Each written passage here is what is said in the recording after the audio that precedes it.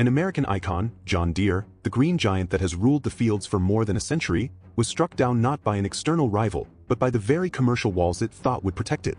One tariff threat, delivered like a steel hammer, sent shockwaves through an entire industry. And suddenly, the ground beneath Deere wasn't firm soil anymore. It was shifting sand. The truth hits harder than any headline. The moment the trade fortress rose, it trapped its own champion inside. Costs surged like a flash flood. Supply lines twisted into knots. And investors watched billions evaporate before they even had time to ask what went wrong.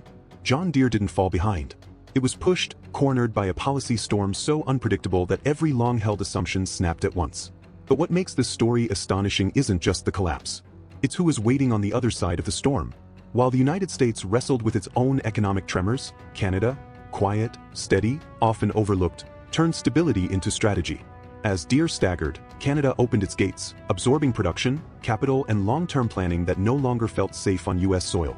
Not through aggression, not through advantage, simply through being the one place where the winds didn't change every week.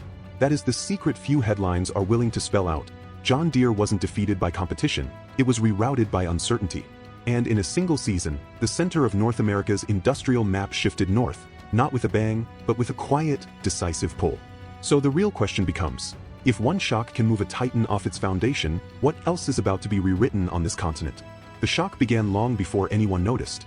It moved quietly, like a fault line forming beneath a city that assumes its foundations are eternal.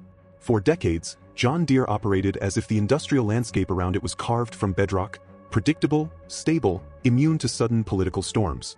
But in early 2025, that illusion shattered. The rise of what many inside the industry privately called the tariff fortress marked the beginning of a slow, grinding pressure that would eventually split open the very ground Deere was standing on. It started with a single policy shift, almost unremarkable at first glance. A 25% tariff here, a steel surcharge there. Mild tremors in an economy that had weathered far worse. But these weren't isolated pulses. They were the opening beats of a drum that would soon pound with the force of a marching army. By March, the cost of essential components had risen sharply. By June, the tariff wall had doubled in height. And the moment the threat of a 200% penalty was spoken aloud, the shockwave was unstoppable. Manufacturers across the sector felt the rumble, but none more than Deere, the very company whose identity was tied to the soil of American manufacturing. Financial reports turned from forecasts to warnings. A hit approaching $500 million materialized on the horizon, accompanied by a single quarter showing a $100 million gouge in earnings. Internally, executives described the numbers as a wound that wouldn't clot. Externally, the stock plummeted nearly 30% from the previous year, a collapse so swift that investors compared it to watching a steel beam buckle under unexpected weight. For a brand synonymous with stability, the sudden erosion of confidence rippled through the market like shockwaves underwater, unseen but impossible to ignore. Factories felt the impact next. The rhythm of machinery that had hummed for generations began to fall out of sync. Managers struggled to maintain production schedules as material costs surged like floodwaters. Suppliers raised their prices simply to survive the new rules of the game. The once smooth pipeline between raw materials and the assembly line twisted under the strain until it resembled a knotted rope pulled from both ends. Draft forecasts that had predicted careful expansion were hastily rewritten, then rewritten again as each new tariff announcement shifted the terrain. The layoffs that followed were not just corporate decisions, they were the sound of metal hitting the factory floor. More than 200 workers lost their positions in a matter of weeks, each departure echoing through the communities that had relied on Deere as an anchor of economic certainty. The pink slips symbolized more than lost jobs. They marked the first visible sign that the fortress meant to shield American industry was cracking, and its weight was falling inward. The agricultural machinery sector had long been considered one of the most resilient in the country, but the numbers told a different story. Hundreds of millions in losses radiated outward, hitting competitors and suppliers alike. Analysts spoke in careful tones, pointing out that the shock was the most severe the sector had seen in nearly a decade. Their language may have been measured, but the underlying truth was not. The economic battlefield had shifted, and Deere was caught in the crossfire of a policy war it had not prepared for. What made the situation more perilous was the timing. Farmers were already battling shrinking margins and volatile crop prices. When Deere raised equipment prices by even a small percentage to offset the rising costs of steel, aluminum, and imported parts, it was enough to push many buyers to the sidelines. The psychological impact was immediate. Farmers stopped planning for upgrades. Bankers grew more cautious. Entire counties paused investments that normally flowed predictably each planting season. The agricultural economy, usually a slow-moving but steady engine, began to stall. This was the moment when the absurdity of the situation became impossible to ignore. The tariff fortress had been built to protect American jobs, industries, and manufacturing pride. Instead, it had become a massive stone wall with cracks running through its foundation. Every new tariff announcement hit like a mallet, striking those weak points, widening them, deepening them, turning structural support into structural threat. Deere was not collapsing because its business model was outdated, nor because competitors had overtaken it. It was collapsing because the very ground rules of North American manufacturing had turned molten beneath its feet. In boardrooms across the Midwest, executives faced a bleak map. Staying entirely within the United States meant absorbing unpredictable shocks that arrived without warning. The old assumption that a centralized, domestic production base was the safest and most patriotic option no longer held up under pressure. The fortress built to secure industry had turned into a labyrinth filled with blind corners and trapdoors. Every step carried risk. Every plan had to be rewritten. Every cost estimate came with a shadow of doubt. In that chaos, a new truth emerged. The fortress had not failed because it was too weak. It failed because it was too rigid. And rigidity, in a world where economic winds shift overnight, is nothing less than a liability. For John Deere, the lesson was brutal but unavoidable. The company that had once symbolized the durability of American manufacturing was now learning that survival demanded flexibility, not loyalty to old foundations. And as the tariff walls rose higher, the cracks in the industry grew wider, forcing Deere to confront a question it had not asked in generations. Where do you stand when the ground beneath you refuses to stay still? It began with silence, an unusual, unsettling silence rolling across America's farm belt like the early edge of winter frost. In towns where the hum of engines and the clang of equipment once set the rhythm of daily life, something had shifted. Dealership lots were no longer bustling with farmers comparing horsepower or debating upgrades. Instead, rows of shiny machinery sat untouched, their green and red paint gleaming beneath a sun that no longer signaled prosperity. What spread across rural America was not panic, not revolt, but something far more devastating to the economic bloodstream: hesitation. Farmers, the heartbeat of the agricultural economy, began choosing stillness. After years of predictable investment cycles, upgrade every 5 years, replace when maintenance outweighs efficiency, they suddenly froze. And this freeze wasn't emotional, it was strategic, born from the chilling realization that the numbers no longer added up. Rising equipment prices, driven by the swelling costs within the tariff fortress, broke the delicate balance between long-term planning and survival. A single percentage point increase in machinery cost was enough to crack years of saving strategies built around thin margins and unpredictable harvests. Farmers who once debated which model to buy now debated whether buying anything at all was a mistake. Bank offices, usually filled with farmers filing mid-season paperwork, saw their busiest days replaced by quiet afternoons. Loan officers noticed the shift immediately. Conversations that used to revolve around expansion or fleet renewal had turned into long, heavy discussions about risk tolerance and debt exposure. One banker compared it to watching a river suddenly stop flowing, a phenomenon so unnatural that the community didn't know how to respond. The ripple effect spread quickly. When farmers hesitated, the dealers hesitated. When the dealers hesitated, the manufacturers felt the chill. Across both the United States and Canada, dealership managers reported something they had not seen since the last major agricultural downturn: order books empty enough to collect dust. Cancellations became routine. Some managers said entire weeks passed without a single major purchase inquiry. The vibrant marketplace of agricultural upgrades transformed into a showroom of suspended decisions. The economy had entered a freeze where businesses remained upright but refused to move forward, like machinery left running in neutral through a long winter night. What made the freeze even more ominous was the endurance of older equipment. Machines that were once scheduled for retirement, tractors with engines tired from decades of tilling, harvesters patched with metal plates and stubborn optimism, remained in the fields. Farmers who would have traded them in for efficiency now saw them as lifeboats. Better to stretch another season out of a 20-year-old combine than risk sinking capital into equipment priced through the warped lens of tariff-distorted supply chains. The result was a countryside where relics of past decades rolled across soil that expected newer steel. Dealership technicians also felt the shift. Repair shops became more crowded as maintenance replaced upgrades. Instead of preparing new units for delivery, mechanics resurrected engines that had survived beyond their intended lifespan. Each repair was another reminder of how deeply the freeze had taken hold. One technician described it as performing CPR on machines that should have been allowed to retire, a grim testament to how the economic climate had reversed the natural life cycle of agricultural machinery. Even major players like Case IH felt the frostbite.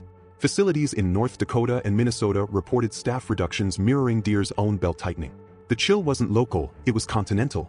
A full ecosystem that once operated on momentum was now suspended mid-stride. Every link in the chain, farmer, dealer, manufacturer, supplier, waited for a signal that didn't come. No one wanted to make the first move. Not when policy winds were shifting unpredictably from one month to the next. The psychology of the freeze was almost more damaging than the financial impact.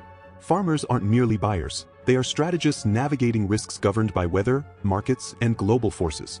When uncertainty becomes the largest variable in that equation, the instinct is to conserve, to wait, to retreat just enough to survive the storm.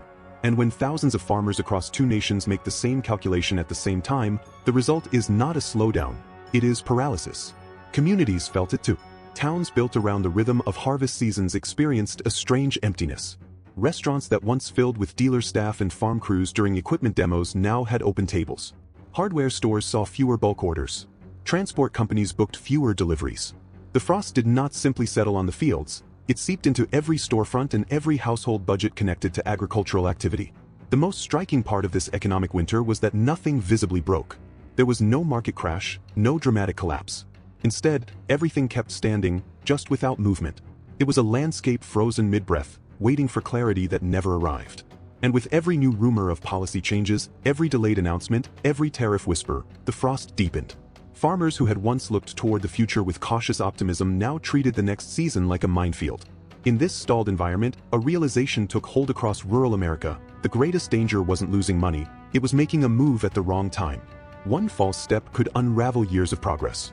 And so the land of decisive hands and generational knowledge became a land of suspended judgment. The tractors still rolled. The fields were still plowed. But a quiet, powerful truth echoed through every farming town. Until the storm inside the tariff fortress calmed, standing still was the safest form of survival. Chaos rarely announces itself with a roar.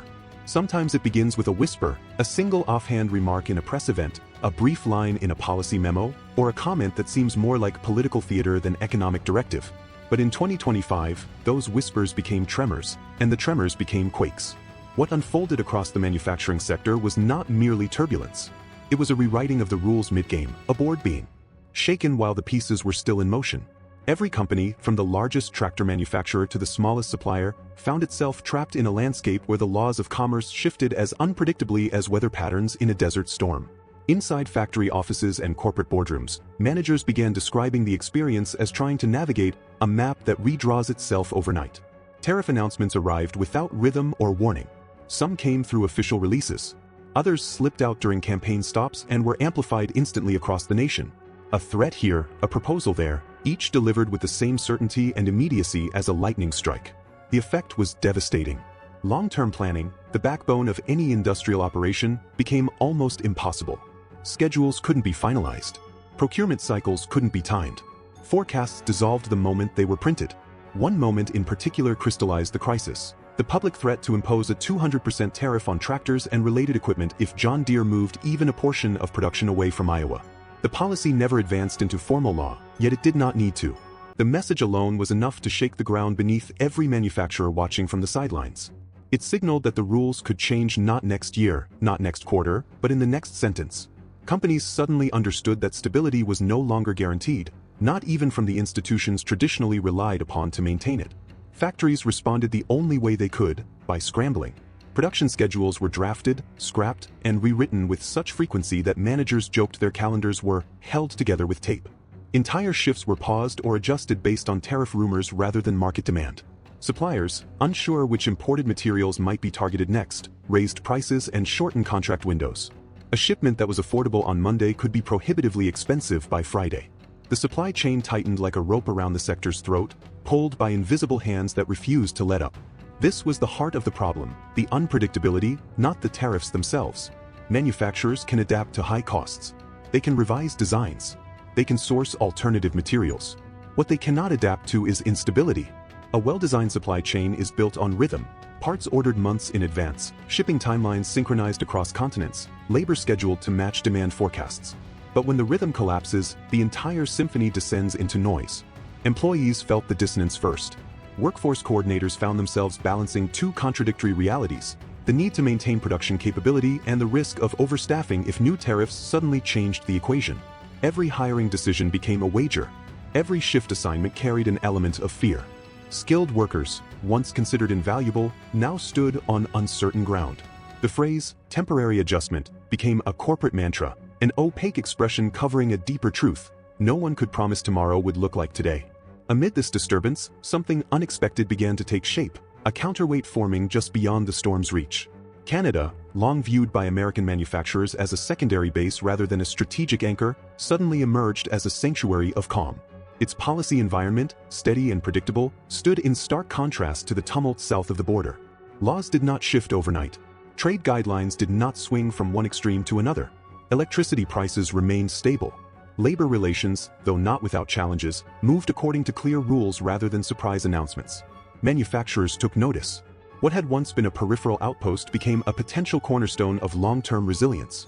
For John Deere, the appeal was obvious. Canadian facilities, particularly in British Columbia, began assuming greater production responsibilities. The Langley site, previously one piece of a larger puzzle, was elevated into a center of excellence, a term that conveyed both strategic importance and independence from the volatility plaguing American operations. It was no longer a backup plan. It was a stabilizing force. Other companies reached similar conclusions. The North American manufacturing model that had dominated for decades, centralized, domestically anchored, and dependent on predictable U.S. policy, began to fracture. In its place emerged a multi-pillar approach. Spread production across regions. Offset risk with stability. Build resilience rather than loyalty to any single political climate. Canada, with its steady trade posture and reliable infrastructure, became the quiet winner in this reshuffling of industrial logic. What made this shift so extraordinary was its subtlety. There was no dramatic exodus, no public declaration of defeat. Instead, companies quietly rebalanced their operations, moving machinery, expanding facilities, and assigning new responsibilities across the northern border. It was a strategic migration rather than a political statement, a low-volume but high-impact adjustment to an economic map that had been thrown into flux. For John Deere and its peers, the lesson was unambiguous. An industry cannot function when the ground beneath it moves without warning. And as each unpredictable announcement carved deeper cracks into the tariff fortress, the logic of diversification became impossible to ignore. Canada offered what the US no longer consistently could: predictability. And in an era defined by sudden shocks and shifting alliances, predictability had become the rarest and most valuable resource of all. For years, Canada lived in the shadow of its southern neighbor, comfortable, steady, predictable. It wasn't the center of North America's industrial attention. It wasn't the battlefield where policy storms were fought. It wasn't even the region companies talked about when discussing long-term strategy. Canada was the backup plan, the place manufacturers used to balance logistics or meet certain regulatory requirements. But the moment the trade winds in the United States began to shift, the moment the tariff fortress hardened into something rigid and unpredictable, Canada's quiet reliability transformed from a modest advantage into a strategic treasure. And suddenly, the backup plan became the blueprint for the future. The turning point emerged gradually, first as a faint outline and then as a fully formed shape. As American operations grew more chaotic, policy announcements changing faster than production schedules could adapt, companies began searching for a foothold that would not crumble beneath them. Canada offered that foothold, a climate where rules didn't change mid-sentence, where supply chains remained stable, and where electricity rates were not the unpredictable spikes that plagued U.S. production lines. In an era where uncertainty had become the most expensive commodity, Canadian stability began to look like gold. John Deere's leadership recognized this before many competitors did.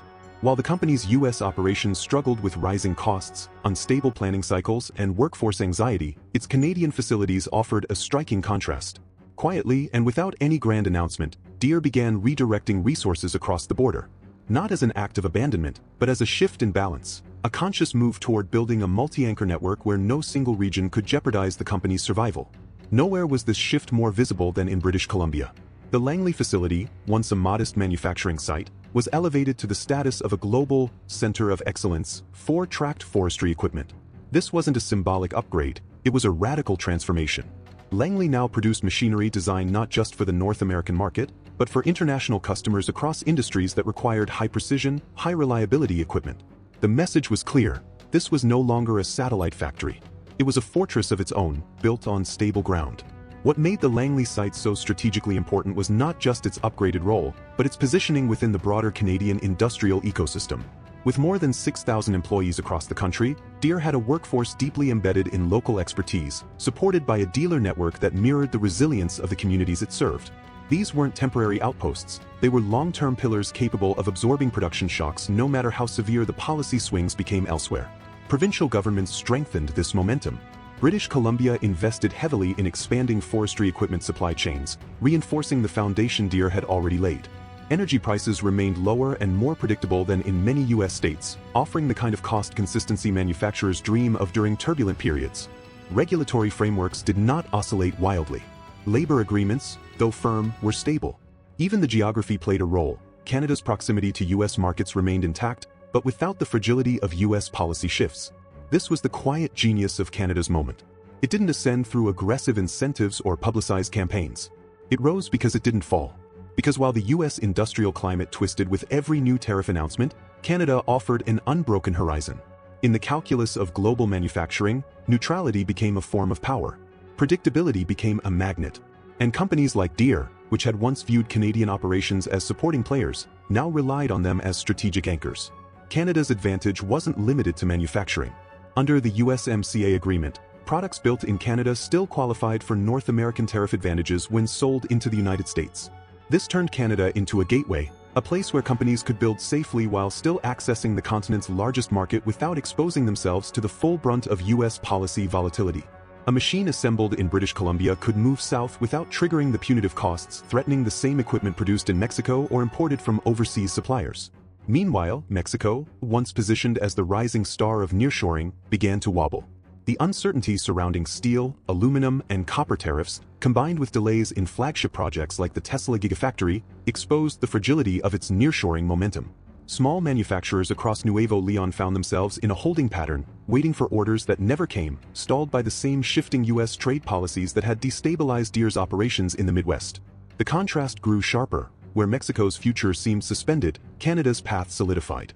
Slowly, then suddenly, multinational firms began treating Canada not as an alternative, but as a foundation. Risk became something to distribute, not endure. Stability became a shield, not a luxury. And the once theoretical concept of a multi-pillar manufacturing network became the new normal. One pillar in the United States, innovative but volatile. One in Mexico, cost-efficient but vulnerable. And one in Canada, steady, dependable, quietly powerful. For Deere, this wasn't merely a tactical adjustment, it was a philosophical shift. The company no longer saw Canada as a temporary relief valve, but as a permanent, indispensable component of its global blueprint. The Langley facility became a model for what manufacturing could look like when politics didn't disrupt progress. Other Canadian facilities expanded their capabilities. Workforce training programs grew. Investments increased. The narrative flipped. Canada wasn't following the industry, it was shaping where the industry pivoted next. This is the hidden story buried beneath the headline crises of tariffs and trade tensions, a fundamental rebalancing of North American industrial power. A rebalancing driven not by loud declarations or dramatic exits, but by the quiet, steady rise of a nation that understood the value of predictability when everything else was shaking. And once companies recognized that stability could be a strategic weapon, Canada stopped being the fallback option. It became the pillar holding the whole structure up. The story of John Deere's turbulent year doesn't end with collapse or catastrophe. It ends with clarity about what truly determines power in a shifting industrial world. What began as a shock delivered by the rise of a tariff fortress transformed into a lesson that reverberated far beyond Iowa's assembly lines or Canada's forestry hubs. The message is unmistakable. In an age where economic winds can reverse overnight, strength doesn't belong to the loudest, the fastest, or even the largest. It belongs to the most stable. When the storm first struck, Deere found itself standing on ground that refused to stay still. Each new policy announcement reshaped the landscape beneath its feet, turning once reliable foundations into sand. But as the chaos spread and uncertainty became the norm, something remarkable happened. The map of North American manufacturing redrew itself, not through dramatic gestures or geopolitical rivalries, but through the quiet pull of predictability. Canada did not win through conquest, it won through consistency. Its greatest asset was not cheap labor, nor aggressive incentives, but the simple, disciplined rhythm of a country whose rules didn't shift with the weather. The rise of Canada as a manufacturing pillar signals a broader revelation. Companies are no longer defining their futures based solely on cost or proximity. They're defining them based on where they can plan without fear of tomorrow's rules undoing today's investments. Stability has become a form of capital. Reliability has become a strategy. And in that environment, Canada has emerged not just as a safe harbor, but as a gravitational force reshaping the entire continent's industrial direction. For Deere, this newfound balance between U.S. volatility and Canadian stability marks the beginning of a multi-pillar future, one where no single region controls the fate of a company and no policy shift can topple an entire production network. It's an evolution born from necessity, but one that may well become the dominant model for global manufacturers navigating an increasingly unpredictable world. So the question now reaches far beyond this one company, far beyond one sector, far beyond one storm. If a single season of instability can move a titan off its foundation, what other industries are standing on similarly fragile ground? And more importantly, which regions will rise next as the anchors of tomorrow's economy? If you want to follow how these industrial power shifts unfold, and what they mean for the future of manufacturing across North America, stay tuned. There is much more to uncover, and the next chapter of this story is already taking shape.